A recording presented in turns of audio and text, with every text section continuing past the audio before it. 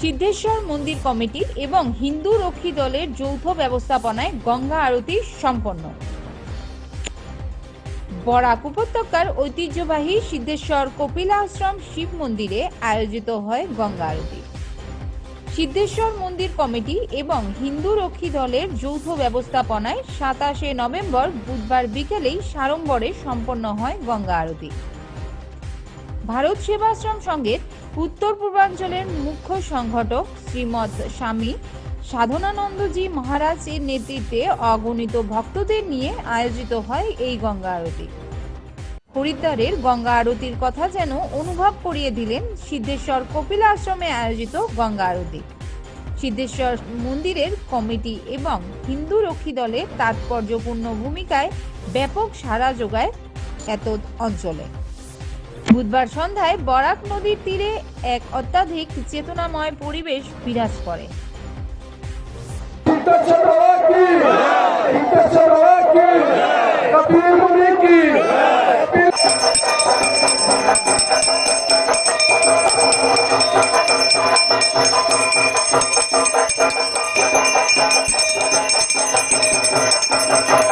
আরতি করেছি, বিশেষ আরতি করা হলো কিছুক্ষণ পূর্বে, এবং গঙ্গা মায়ের আশীর্বাদ যেন আমাদের সাথে আসে। গঙ্গা কী করেন? আমাদেরকে পবিত্র করেন, আমাদের পুণ্যবান করেন, আমাদের সমস্ত পাপ টাপ ধুয়ে নিয়ে যান। আজকে আমাদের এই বরাক গঙ্গা, যে আমাদের বরাক নদী, সেই তার সামনে আমরা গঙ্গা আরতি করেছি তিনজনে মিলে। এবং আজকে হিন্দু রক্ষী দল এবং আমাদের সমস্ত যুবক ভাইয়েরা বিভিন্ন সংগঠন সিদ্ধেশ্বর মন্দির সহ আজকে স্বতঃস্ফূর্তভাবে আমি দেখছি এখানে লালা থেকে এসছেন, কান্ডিচর থেকে এসছেন, শিলচর থেকে এসছেন, করিমগঞ্জ থেকে এসছেন, হাইলাকান্দি থেকে এসছেন, বদরপুর থেকে এসছেন, বিভিন্ন স্থান থেকে এসেছেন, কাদিগড়া থেকে এসেছেন, বিভিন্ন স্থান থেকে এসেছেন ভক্তরা।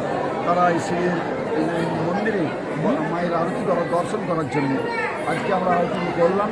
এবং আমাদের সংকল্প, এখানকার যারা উপস্থিত রয়েছেন সকলকার ইচ্ছা, ভিতর থেকে একটা প্রেরণা আসছে যে আমাদের এই বদরপুরের নাম পরিবর্তন করে এটাকে সিদ্ধেশ্বর ধাম করা হোক, এবং সিদ্ধেশ্বর ধাম হলে হারিকে এই জায়গার পবিত্রতা সকলকার কানে পৌঁছে যাবে।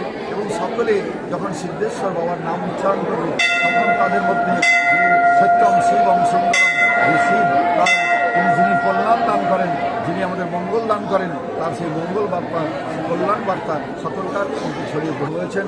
এখানে বজরং দলের আছেন, RSS আছেন, বিশ্ব হিন্দু পরিষদ আছেন এবং বিভিন্ন সংগঠন আছেন।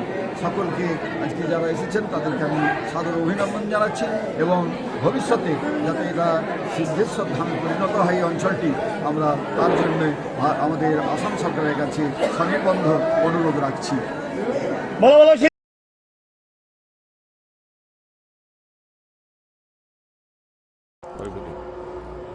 সিদ্ধেশ্বর শিববাড়ি আমাদের সভ্যতা সংস্কৃতির প্রতীক।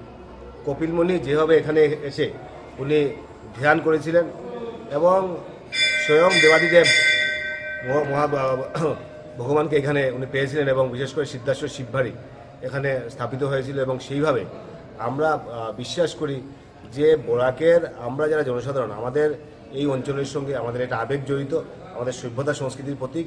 এবং যেভাবে রিলিজিয়াস অর্থাৎ ধর্মীয়ভাবে এই জায়গায় শিববাড়ি অর্থাৎ সিদ্ধেশ্বর শিববাড়ি সমুয়ারে আমাদের সভ্যতা সংস্কৃতির প্রতীক এই জায়গাটা। সমুয়ারে আজকে গঙ্গা আরতির এখানে আয়োজন করা হয়েছে। আমরা বিশ্বাস করি, আমরা সনাতন ধর্মে বিশ্বাস করি, যে জিনিস আমাদেরকে বাঁচিয়ে রাখে, জল আমাদেরকে বাঁচিয়ে রাখে, আমরা জলকে পুজো করি। আগুন আমাদেরকে বাঁচিয়ে রাখে, আমরা আগুনকে পুজো করি। আমরা ভূমি আমাদেরকে বাঁচিয়ে রাখে, ভূমিকে পুজো করি। গাছ আমাদেরকে বাঁচিয়ে রেখে, গাছকে আমরা পূজা করি। অর্থাৎ যে জিনিস আমাদের প্রাণ রক্ষা করে সেই জিনিসকে আমরা পুজো করি। আর গঙ্গা মাকে তো, গঙ্গা তো আমাদের জল, মানুষের জীবন, আমরা সবাই জানি।